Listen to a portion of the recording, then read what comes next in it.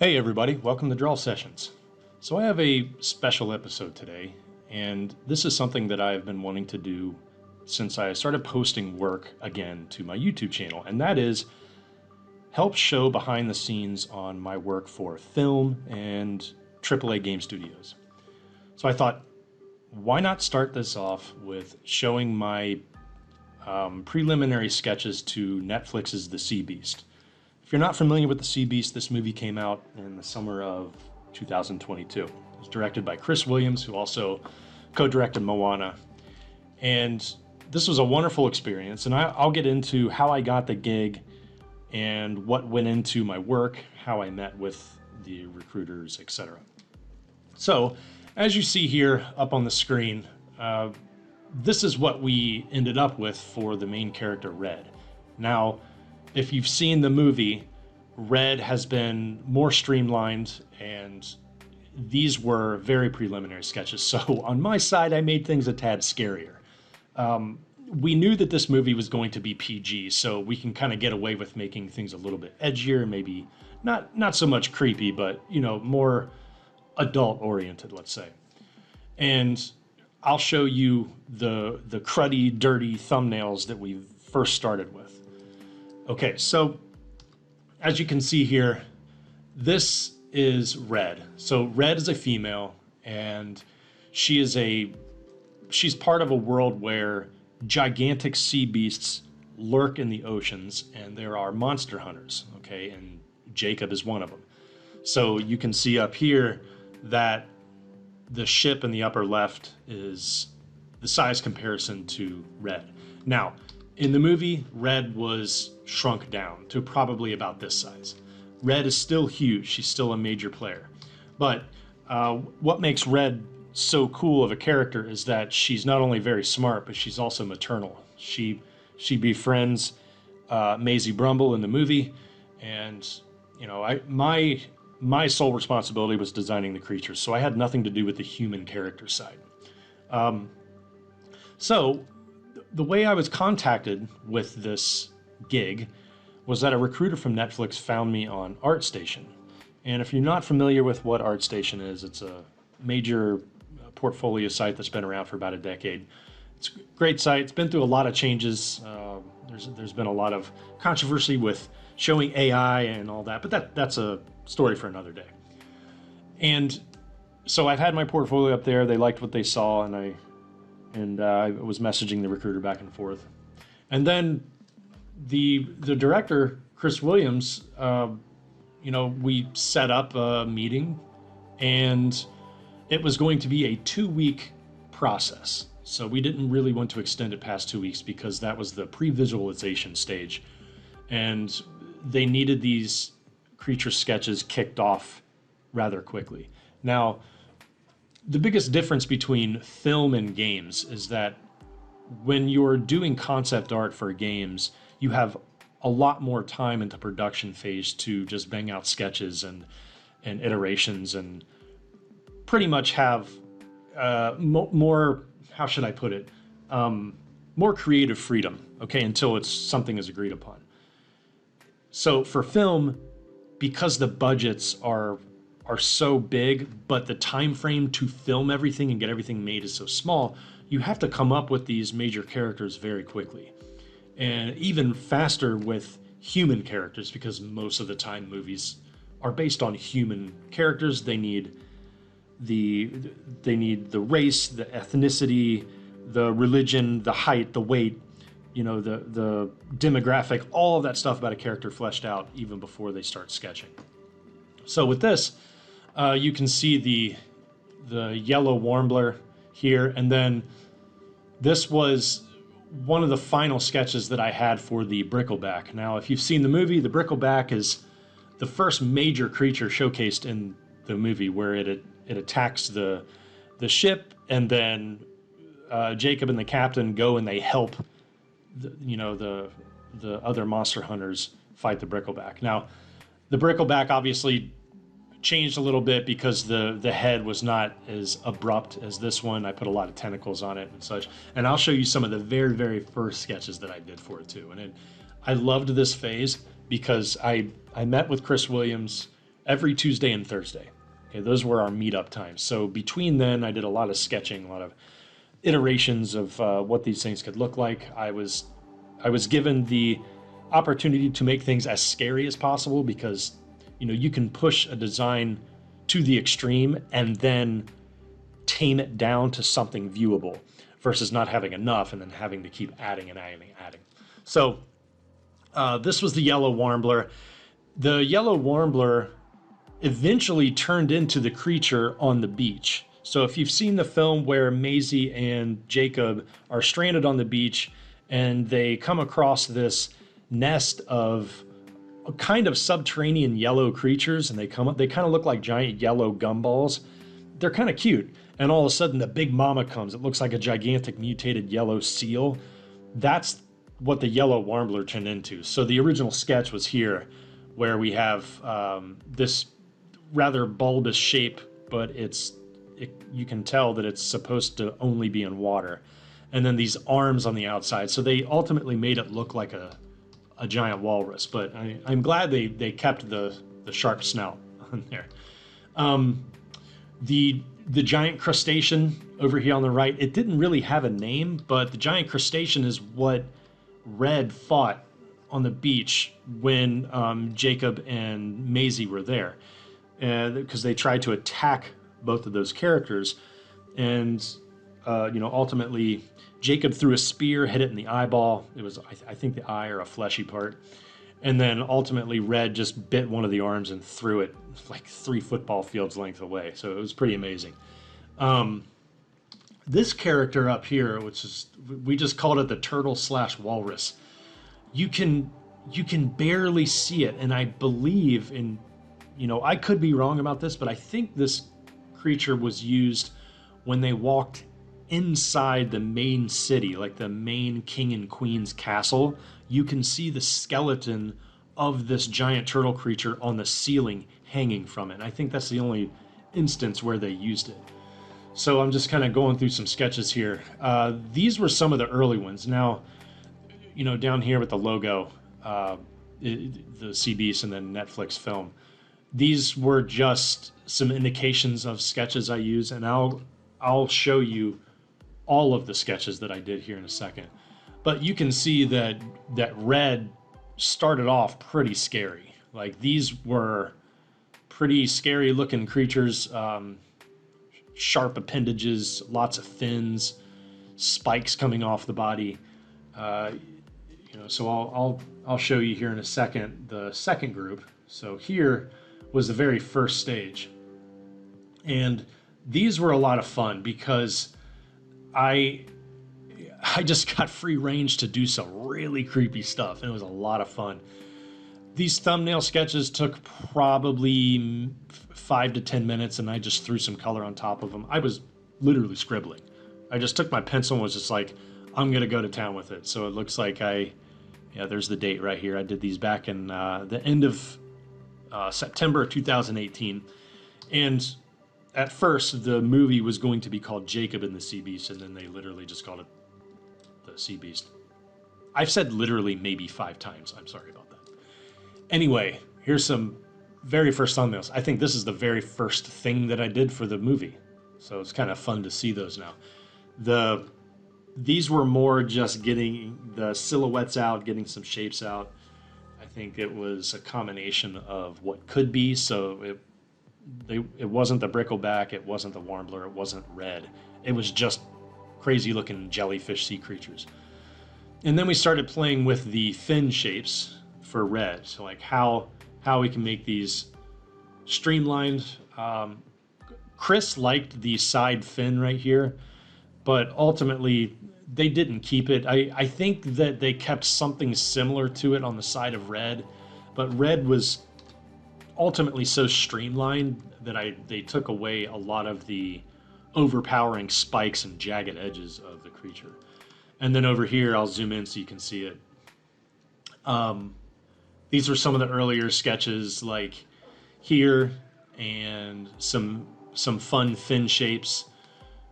These two were what I ultimately had for the final presentation pieces I showed here. If you're wondering what I used to draw this with, This is just a combination of scanned in moleskin pages. So I like sketching on moleskin paper, and I draw with a 4B pencil. So, I mean, ultimately, it doesn't really matter what you draw with. Just, I like 4B just because it's like a nice combination of heavy and light graphite, so you can get best of both worlds. Okay, so I showed that stage, and then let's see what stages I might be not showing. Oh, here's another stage right here. So this is a fun one. We started messing with slightly more refined sketches for Red. Now here you can see that Red was still pretty mean looking. She was pretty vicious. We did like the abrupt snout. That's what Chris was liking. So you can see here that, you know, the nose on Red was not long. Ultimately, they did keep the horn. However, the horn for Red was tamed down way down. So it wasn't as dangerous looking. The fins were shortened. We were playing with some textures. So I just kind of threw in some light shading here for the top sketch, a front 3/4 sketch to show what she would look like if she was just looking at a character. Ultimately, the teeth were rounded. These were pretty gnarly looking, so kind of mean looking. And then we started to get into the more refined stages. So this one right here, this page. Okay, so I kind of stack these pages side by side. Now we're starting to see a little bit more tamed version of Red. Okay, I started playing with sketches of the nose. You can tell that her forehead horn has been drastically reduced. The jawline and the noggin and everything up there was way more streamlined, almost snake-like and eel-like. You can tell that the edges of the chin, the nose, the eye sockets, everything, it was slightly more rounded. So this is when we started to really hone in on the design of Red. Ultimately, Chris did like this direction, and then the artists at Netflix took the design and they went with it. So this here is a lot of early thumbnail sketches of what her nose looked like, so how it opened, because there's a scene in the Sea Beast where Maisie and Jacob have to go inside because there's a storm. So they were riding on the back of Red. They have to go inside the nose, and she allows it because it's safe in there. And then it's funny, like they make a little fire in there. It doesn't hurt her. And they just kind of chill while the storm is over. So they get to look out through the nostril of this creature. And that's just how massive she is. And it's kind of a cool scene because there's almost like a protective see-through membrane to keep the air and the water and everything away from the inside of the nostril so they don't drown in there.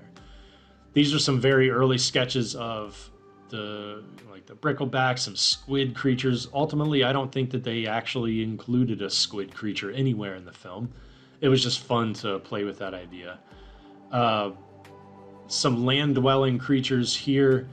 This one was a long neck. They ultimately did not have a long neck in the movie. I've seen the movie a ton of times. Like my two young boys, aged 5 and 3, loved the movie. I just kept watching it over and over. They didn't have a long neck. It was kind of sad. I liked the design way up here, but ultimately they didn't use it. And then here was more variations for some land-dwelling creatures that could be crawling around.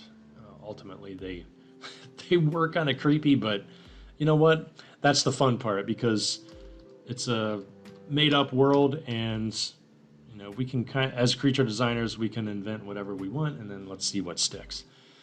So that was my sketching process for the Sea Beast. It was a lot of fun. Loved working on the film. It was great working with the director and the recruiters there. Next up, you know, I'll show you some AAA work that I've done, but I just wanted to show you these sketches and then also talk about what it's like working for AAA studios versus film. So like I said in the beginning, AAA studios, the process in which you design things, you have a little bit more time. So when I was working with Snail Games USA, we were just cranking out creatures left and right to try to fill in the world. Okay, same thing happened when I was with Galactic Entertainment. So when I was helping flesh out their world with the creatures and everything and all these different planets, pretty much anything goes when it, especially when it's a new IP and the game designers and the CEO don't really know exactly the direction of the game, which can be a lot of fun. It's also a daunting task because you want content, especially for a demo coming out. But at the same time, you can invent pretty much anything you want, and that's one of the funnest parts about working on a new IP. So with film, you have to do things a lot faster because the budgets are much more constrained. Not that they give you less money for film. No, I mean, Netflix spends hundreds of millions of dollars on their productions, just like games now. But they have to get things filmed, especially if it's in person, within like a 3-month window. It's crazy. With games, you could be working on creatures and characters and stuff for 6 months to a year. So that's one of the advantages and disadvantages of both. Also, I invite anybody listening to comment below, and just if you have any questions about the industry, just go ahead and ask. You know, I try to answer every single comment too, because there's, you know, I've been full circle. I've had full-time jobs. I've been a freelancer. I've got side gigs before. Freelancing is a lot of fun. I'm currently doing that now. I have some big clients working with Airship Interactive, just to, you know, name a couple. So it's a fun process working in film. So let's go back to the final design before I wrap up today's session. So let's go into group 1, and then I'll show you the final version of Red. So obviously Red is, well, Red. The actual name of the creature is never given because Red doesn't speak. She only roars. All the creatures roar and scream and all of that. So Maisie named her Red, and I think it's kind of cute because it's straightforward and such. This was the final design that we ended up with. Ultimately, the fins were kept smaller, and the appendages, so you can see over here, so let me make sure I'm on the right layer so I can just show you this flat out. You can see the almost mammal-like back legs and almost front-like human hands. Now, one thing that Chris said he did want was this kind of appendage, almost like a thumb that where Red can grab things. And I'll totally admit it, it was luck of the draw. Originally, he wasn't thinking of that. I just sketched a fin with what looked like a thumb appendage coming out of it, and he liked that because it ultimately, you know, the creature and Maisie formed a special bond, and they protected each other. Like, Maisie didn't have a mother figure on this big trip with Jacob across the ocean, and Red was like a mother figure to Maisie and wanted to protect her and such. So it was this really awesome bond, and there are these parts where they come face to face, and Red just looks like, you know, she wants to hold them. It's really cute. I really suggest watching the movie. And we ultimately came up with that design. It was a heck of a lot of fun to do. So again, thanks for tuning in to this one. Can't wait to show you more of this behind the scenes AAA stuff for games and film. If you have any questions, comment below. You know, if you like this content, you know, just please give it a like. And that's cool. It helps the YouTube algorithm. It's a lot of fun too. It feels really good to finally be able to get back into my YouTube channel. I have felt so guilty over the past decade that I haven't really posted stuff. So now is the time where I can actually do it, and it's a lot of fun. So I have a lot more stuff planned, and I will see everybody in the next video. So thanks again. Catch you later.